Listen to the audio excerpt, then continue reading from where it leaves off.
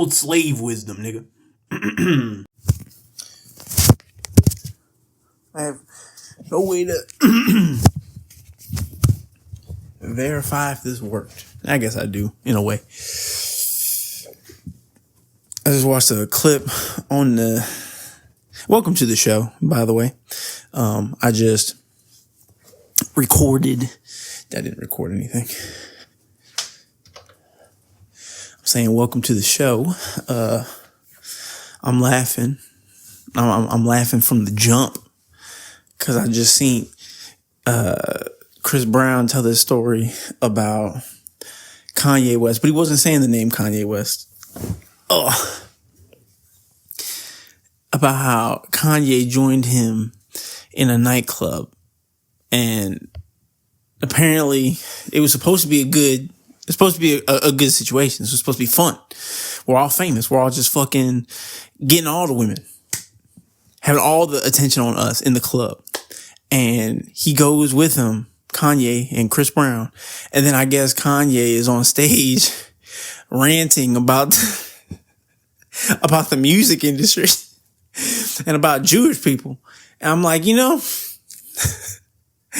might just not like Jewish people. I'm starting to think this nigga's out here in his free time, unaware that there may be or maybe not a camera pointed at him. He don't care. He's just like, listen, to anyone who will let me have a microphone, I will tell you about them sneaky Jews. It's the craziest shit ever. Oh man, Kanye's a trip. I don't even know what year that was from. If Chris Brown had done this recently, or if this was something that took place, back when Kanye, the controversy at the time was like the Taylor Swift stuff. That feels like so long ago, doesn't it? Kanye against Taylor Swift. Does anyone even really remember that? Like, did that interaction mean anything? You know what I'm talking about? Where it's like, Tupac versus Biggie is like West Coast, East Coast. And it's usually like if there's some kind of thing that happens like that, the fans are like against each other, kind of how like the Taylor Swift fans are against the Kansas City Chiefs fans. Like they don't like each other. And so was it like that ever with Kanye and Taylor Swift? I don't know. I don't think it was. I mean, I was pretty young when that happened. I think I was in 8th grade. So I don't remember the beef personally, but oh man, what are we doing here? I grabbed the old microphone here. I'm fucking around. Those who thought they would not hear from me, they thought that abject obscurity would keep me down, that mediocrity would keep me quiet. Not a chance, baby. Not a chance. Oh, you thought wrong.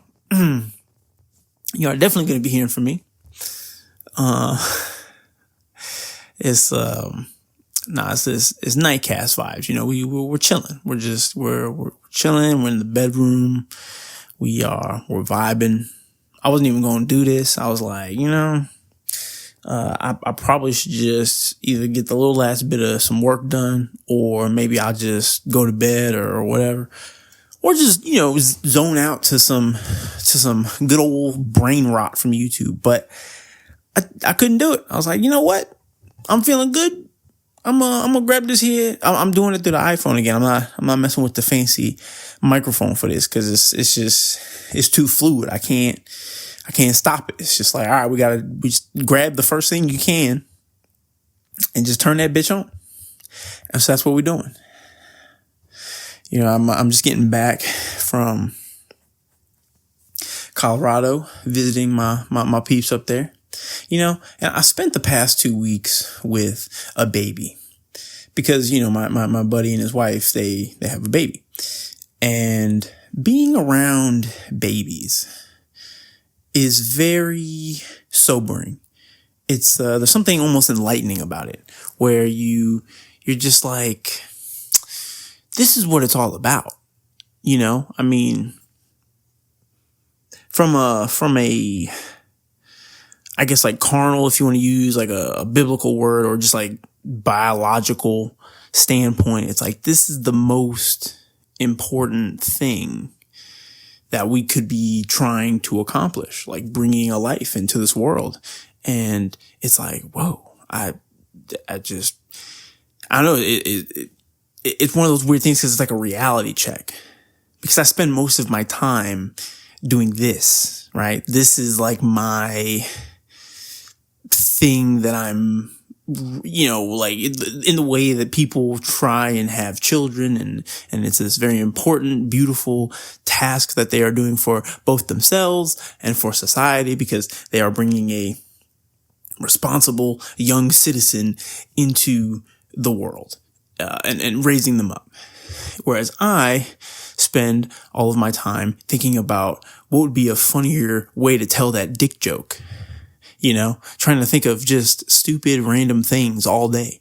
And, I'm just in awe that like there are people out there having children, and that these little children are going to be people, they're going to be like adults walking around being like, hey, fucking, these are my beliefs. And then, people tell you like, oh, my dad raised me this way and I turned out this way or whatever. They got all this, like, I don't know. It's just like they tell you about how they were raised, and they were once a baby being taught these things. And then they became a grown up who I like don't agree with, and it's just, and so I don't know. It just, I don't know. It brings certain things into perspective, because you're like, man, it would be cool to have a baby. But it's also like, holy shit, like I have a baby. Like that's crazy, I mean, I think I've already told this joke before, but like, dude, I couldn't own I couldn't own a goldfish right now. Like this is insane. Like and it's like, maybe it's like hack at this point to talk about, oh, I'm so broke or whatever. It's like, oh, I don't have money. It's like, yeah, nobody has fucking money. Like that's not stopping most people. So then what is it? It's like fear of, I don't know, repeating the same trauma, the same types of mistakes or whatever that maybe had been passed down to me.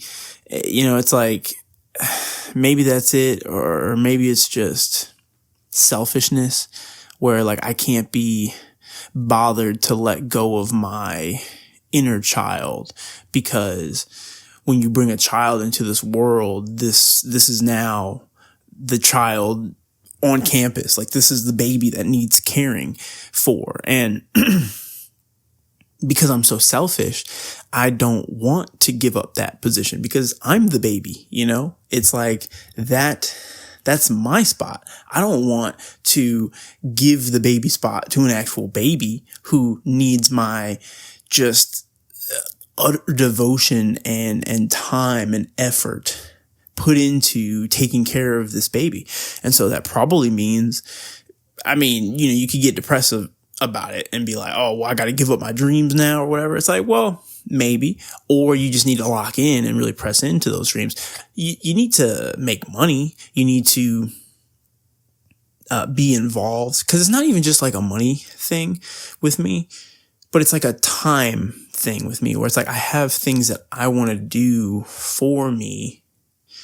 And if you have to devote that time to something that literally can't not have that time devoted to it, meaning the baby, where it's like I have to pay attention to you or you will die. And so it's not like I get to be selfish with my time or my goals, or I want to be watching tennis right now, or I want to listen to this podcast or whatever. And it's like, no, the baby needs you right now. And so you need to go handle that, or you need to, I don't know, like work more hours at your job, and like, you and your wife have to figure out some stuff. 'Cause like the whole thing is like, it's about this baby. And I don't know if I'm ready to give up the spotlight. I don't know if I'm ready to give that position away. 'Cause once you give that position away, I mean, you can't really get it back, at least not for, I mean, I think the hack answer is, not for 18 years, but really, I mean, it's kind of the rest of your life at that point. And also very early on, I mean, yeah, you can start to, have some sense of normality, but not really. I was going to say when the kid's like 12 or 13, but you still have to watch 13-year-olds. Like, you can't just like, okay, well, you're an adult now, go get a job or something. You know, it's like, no, which is like, what a terrible thing. You raise a kid up and then, you know, they turn like 13 or whatever. And you're just like, well, fucking go get a job, dude. I'll start paying rent somewhere. I guess I'll see you when I see you, you know? It's like, no, that's not how that works. At least not in this country. And so it's I mean, honestly, as I'm talking about it, it's real psychedelic, man. It's, when you think about it, like, holy shit. You know, and I'm sure like, you know, your partner, you know, your husband, wife, whoever, you know, like when you're doing that type of thing with them, you know, it's almost like you're having this psychedelic experience with another person. And you think about I don't know, like the ways in which you would grow or see things differently, or just be met with a very intense, extreme experience. And I wouldn't even credit that to drugs, because I don't think drugs are like a good thing per se. Like, I think Jesus is a good thing. I would tell you, Jesus is the way. Fuck mushrooms. But if you want to have an intense, crazy experience, then I guess I'll point you to mushrooms. But I would also say, you know, pointing you to Jesus is a very intense, extreme experience for other reasons, because, well, there's a lot of things called to the mat at that point where you're like, well, this is destroying my sense of separateness. This is fucking crazy. Like, way more than any psychedelic could. But I will give psychedelics the edge when saying, like, as far as a physical, experiential thing that's happening to you, I mean, it doesn't get much crazier than, you know, a hero's dose of mushrooms, or even higher than that. I think I heard people do like 7 grams now, which that's like, I think it's going to get to a point where 5 grams, I'm going to say that, it's like, well, me and my friends, we used to do 5 grams. And it's like your dad or your grandfather talking about they smoked weed back in the 20s. It's like, yeah, that shit was basically parsley, dude. That's not like the shit we're smoking today. Are you fucking insane? That shit is heroin, basically. Like, that shit is, the strength of weed these days is like insane, where if someone from back, I almost don't have respect for Cheech and Chong. It's like, what the fuck were they even smoking? Those dudes were smoking CBD cigs, as far as I'm concerned. Like, fuck that shit. You expect me to respect them as a stoner? But there's in no way have they ever done anything more than like a 10 milligram gummy or something. It's like, no, dude, me saying that I've done like 5 grams of mushrooms, you know, fucking 5-6 years ago, I feel like dudes in the future are going to look at that and be like, yeah, dude, I had that shit for breakfast, bitch. Like, what the fuck are you talking about? That's just my vitamin regimen, you old pussy. And it's like, well, guess I'll sit the fuck down. Here I was trying to relate with the 30-year-olds, but it turns out I'm just a fucking loser. Oh, fucking shit, dude. Yeah, man. Nah, but being in Colorado was cool. Training at altitude was cool. Definitely fuck with it. I wasn't there long enough to actually acclimate, though. That's the issue there. It was not part of the plan, well, cause I guess I knew I wasn't going to be there very long. So I knew I wasn't going to be acclimated, but I did go on a run today now that I'm back. And I don't know. I felt not as strong. I didn't feel like a very good runner or something. And I don't know, maybe that's just, I'm still kind of like jet lagged or whatever. I don't even know what you would call that in like driving terms, but like I was in one place, I drove, now I'm in another place, and, yeah, I'm just like tired or something, but did not have a good run today. And I was kind of hoping that like I would be at altitude training or whatever. And then I'd get back and I'd be like fucking Superman and shit. Just like, hell yeah, dude. I can't be stopped. You know, I'm running for days, baby. That's right. Down here with you landlubbers, you sea critters, as far as I'm concerned, because I'm up there in the fucking clouds doing burpees, bitch. What are you talking about, dude? Sir, would you put your shirt back on and leave this Arby's? If that's even where that would be taking place. I bet some wild shit happens at Arby's. Probably more back of the house. I know when I worked back of the house in a restaurant, I think in every restaurant, it's just back of the house is that's just some wild shit, dude. The things I've seen, and I haven't even done back of the house really, when you think about it. Like I've worked as a dishwasher or a prep cook or whatever, like in different seasons of my life, just cause it's like, it's easy enough work. And, most of the people back there are the back of the classroom, class clown people anyways, which is like, well, those are my people. So we're just back there being fucking idiots. And I feel like the back of house in a kitchen is just fucking, dude, that's detention, baby. That is the detention hall for grown-ups, nigga. That shit is not. Oh, that's fucking crazy, man. But, why am I talking about Arby's? Oh, that's cause that's where I'm going to have my fucking make-believe argument fight with everybody about, with what I've forgotten now. What was I talking about? Oh, yeah, right. Not being shit, fucking running, not feeling like I'm, doing, that I got the most out of my, time at altitude. Are you in altitude or are you at altitude? I think you're at altitude. Cause I guess you're in altitude, but that feels weird. Like I feel like it's probably at altitude. I'm at, like what do you say? It's like a plane is at 30,000 feet. Like we are at cruising speed or whatever. It's like, for some reason I'm associating like high up shit. It's like we are at that level. Like it's not, you're not in it. Even though you are technically walking in it, breathing the thinner air, you are at altitude. You're not at this city right now. You are in this city, but you are at altitude, motherfucker. What you think about that?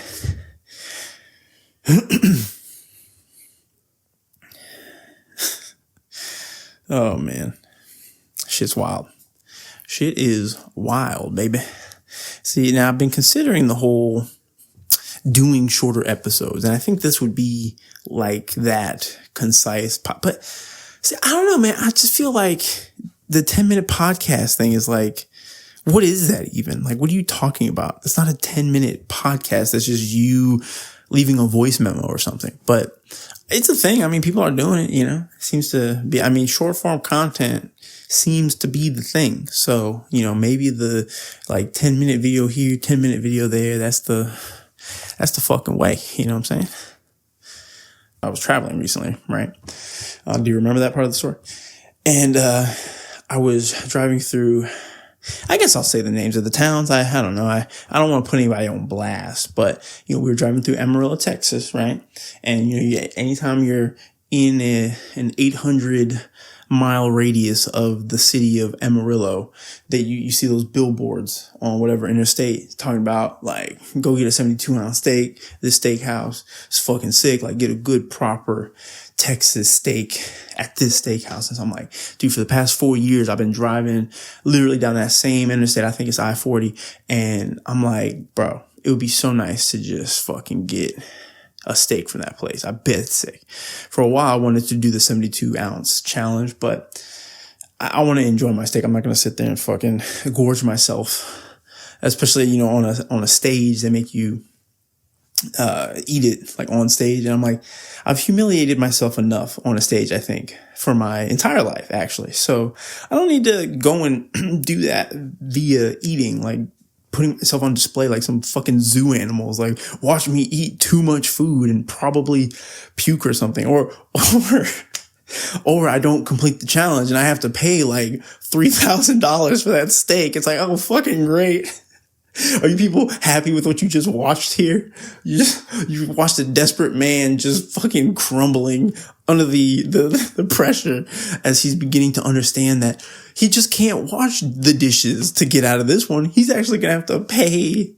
He's going to have to indent himself to this restaurant somehow or put it on a credit card or something in order to pay for this fucking steak. Dude, can you imagine how fucking sad that would be?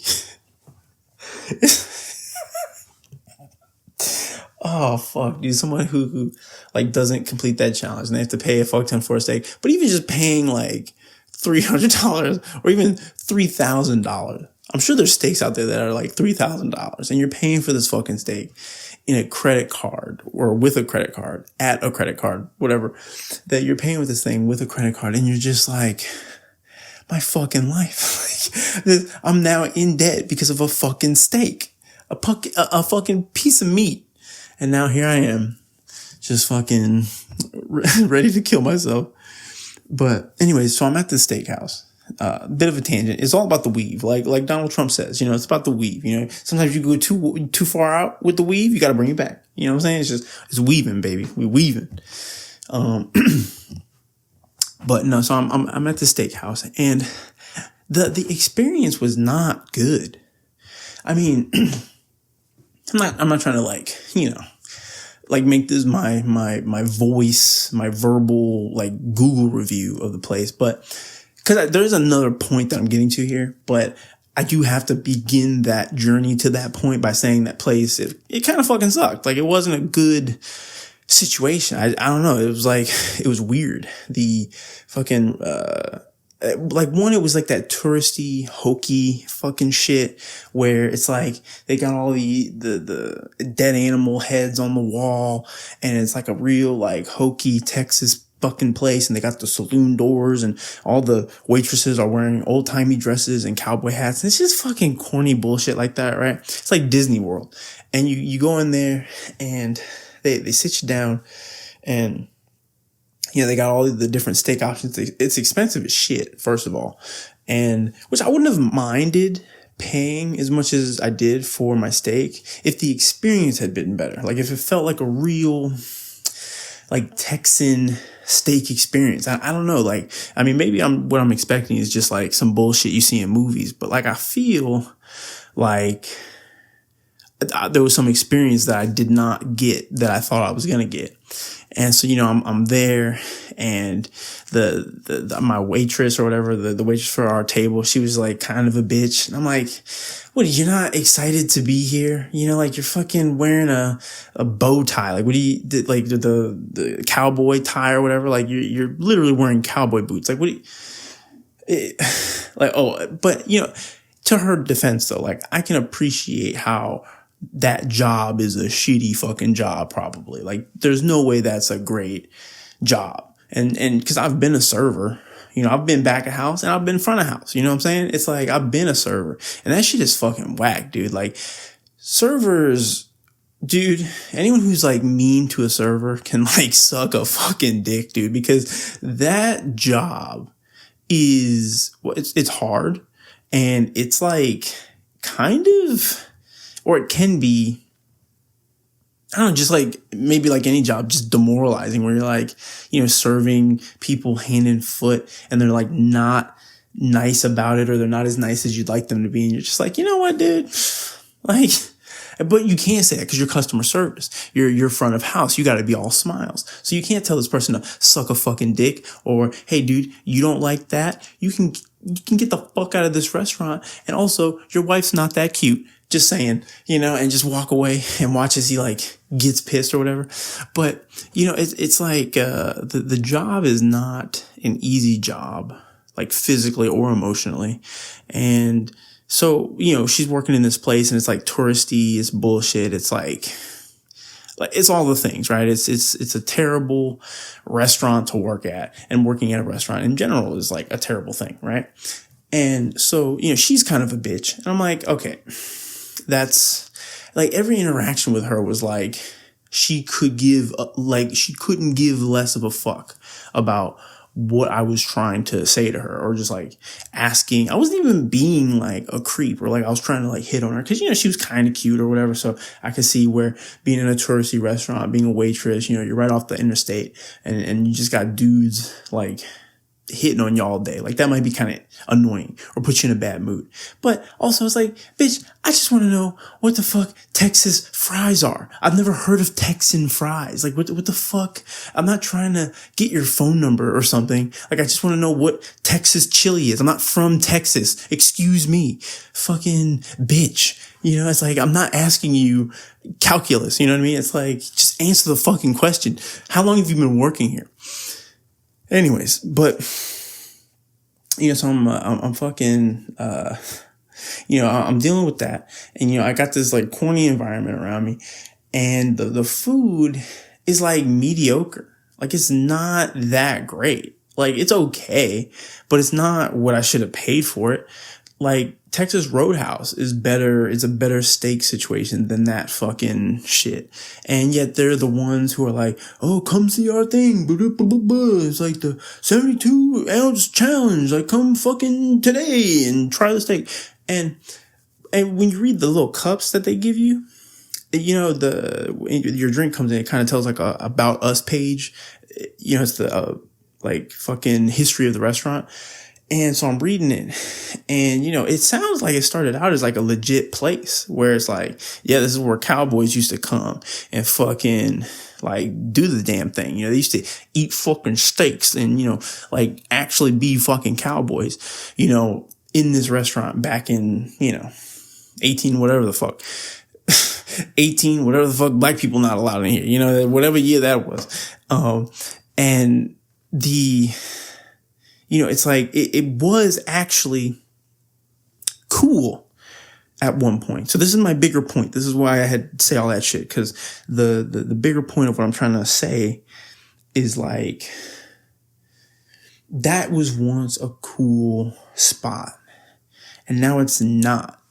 It's a touristy shell of what it used to be, commercialized fucking cash grab that is about as interesting as fucking Times Square in New York, where I'm assuming Times Square in New York or even just New York in general, there's this like romanticized, just 70s era, Taxi Driver era, you know, like whatever, you know, Spike Lee, you know, his movies and how it depicts New York, John Leguizamo, you know, like there's like that like style of New York with all the different boroughs and shit where it's like there's a heart to it, but I don't know if that heart is there anymore. It's like a, you know, it's a commercialized fabrication of it. And I'm talking about like Times Square, I'm talking about New York, but I'm also just talking about this place in Texas where it's like, bro, I thought this was like a cool thing. And you go there and you're let down. You spend too much money and you're let down. The whole experience is just a fucking mediocre letdown. And it's like, I've been waiting 4 years to eat this fucking steak and be at this restaurant for this fucking not even that cute waitress giving me a fucking attitude. This steak is fucking cold or it's not as hot. It's the fucking, what the fuck is the Texas beans are just beans, you know, and it's just not this great legendary experience that I thought in my head that it was going to be. It's just this mediocre letdown. And it makes me think like all things are like that. And like, holy shit, that can't be true. You know, it's like, wait a minute. Is it all just kind of a letdown? And I think it is. I mean, if Jesus tells us anything, if the Bible tells us anything, it's like, yeah, dude, this whole thing is fucking nothing. Like this is, you know, it's all vanity. You know, you do this fucking thing and you're like, bro, I thought this was going to be cool. This was supposed to be like this thing, this monumental, like, oh my God, I'm fucking finally eating this steak in this restaurant. And it's just a restaurant and it's just a shitty service fucking Applebee's wearing a cowboy hat. You know, it's not even that good. And I mean, how many other things are like that, right? People who go to Europe for the first time. Oh, we walked around France. Oh, France is fantastic. It's like, is Paris even cool anymore? Like Paris was probably cool right before New York was cool. Paris was the place where all the writers and the artists gravitated towards before it was cool. And now people walk around in France like sipping espresso from a paper cup, and they're fucking, wearing a beret that they bought at the airport. And they're like, oh my God, I'm walking around in France sipping coffee in the rain or whatever, and I'm so interesting. It's like, you're not interesting. You're just fucking in New York, but you're over there where they speak French. It's like the being in France would for me, who would go there because of like the history of it back in like the 20s. Yeah, I would go there wanting to have a cool French experience. And I think what I would get is just like a very watered down touristy fucking, basically just American experience. Like I imagine I would get there and it would just feel like America. And like, I don't know. I've never been to Europe. So maybe people would be like, oh, get over here. That's someone from Australia. So that's not even true. But it would be like, they tell me to get over there and they show me that, Europe is actually sick. I bet Ireland is fucking sick, dude. I would go to Ireland and just like fuck around for a little bit, you know what I'm saying? And, watch, Ireland becomes a spot where everyone's like, oh, you gotta go to Ireland, and it's just like, that's where the fucking cool people are, dude. I'm telling you, all the craft breweries are moving to Ireland, dude. I'm fucking, there's probably gonna be a fair bit of that, but like Scotland, Ireland, I'd fuck around. Norway might be a little expensive, but I can see those Scandinavians, boy, those Vikings, man, they get down. That'd be pretty cool. I also like Norwegians, like, Scandinavians. I feel like they're into weird shit. I don't really fuck with the snow sports. That's where I get off, sir. I do not continue on this ride, but it's, but I would say like Norwegians, they're cool. Like they just like, every Scandinavian person that I've met, whether they're Danish or Swedish or Norwegian, it's like they've always been cool, but they've always been kind of odd, like kind of quirky. Like they're into weird shit. They're like engineers somehow and they make a lot of money. But I'm like, what are you building?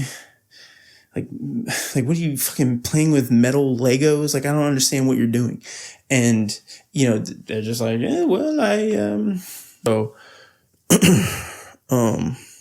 but my point that I was getting to, which I guess I've already like gotten there, but it's just the letdown of it was just very like, wow, I think all things are probably this amount of not that good.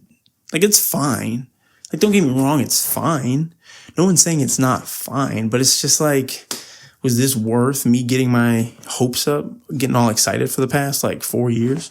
So I don't know, man. It's maybe the other point, the last point I'll make here is like it's like people will tell you to do things, or people will tell you you have to see this thing or experience this thing, or you haven't lived until you've traveled. You haven't lived until you've skydived or something. And it's just like, I think everything is probably about as fucking gay as this. Like I can't imagine that,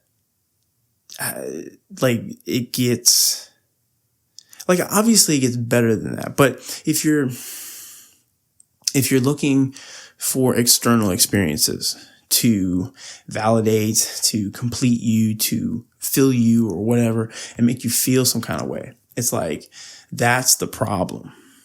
Like that's the issue there is you're seeking external nonsense to make you happy or whatever. But I think what makes experiences at all cool, but even just like simple shit, right? Like walking around Ireland or something, you walk around and you're with people who are important to you. It's the people around you, you love them, and it's like, it's good vibes and it's beautiful. And it's like, that's why that's cool. It's like the steakhouse is cool because some motherfucking cowboys with like a real heart and a soul, like they put themselves into that place. It's like it becomes legendary because it's like, bro, this is where the Cowboys get down, right?